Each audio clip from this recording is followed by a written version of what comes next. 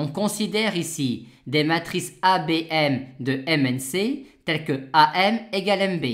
Et on nous demande alors de montrer que A et B ont au moins rang de M valeur propre commune en comptant les valeurs propres autant de fois que leur multiplicité. Et comme leur multiplicité est définie à partir du polynôme caractéristique, on nous demande en fait ici de montrer qu'il y a un polynôme de degré au moins rang de M qui divise à la fois le polynôme caractéristique de A et le polynôme caractéristique de B.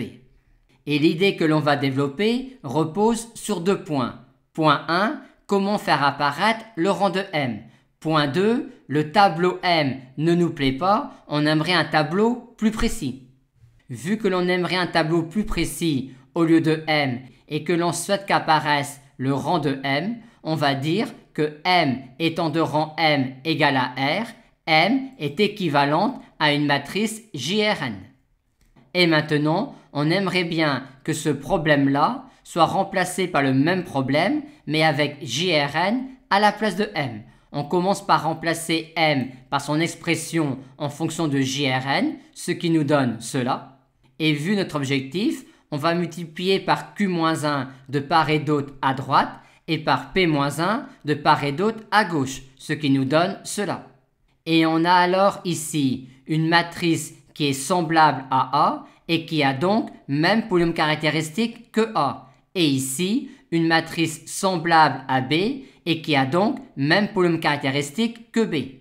Par conséquent, le problème posé se ramène au problème suivant. Considérons des matrices A, B de MNC telles que AJRN égale JRNB et montrer alors qu'il existe un polynôme de degré au moins R qui divise à la fois le polynôme caractéristique de A et celui de B.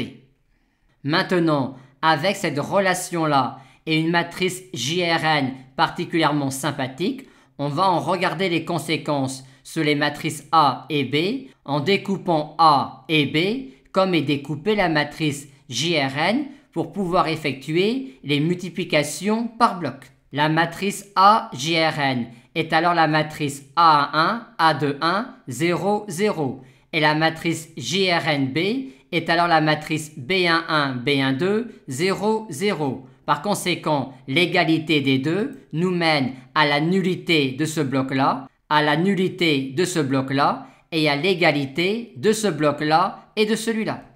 Et comme on a ici et là des matrices triangulaires par bloc, on peut dire que le polynôme caractéristique de A1 divise le polynôme caractéristique de A et de même, le polynôme caractéristique de B11 divise le polynôme caractéristique de B.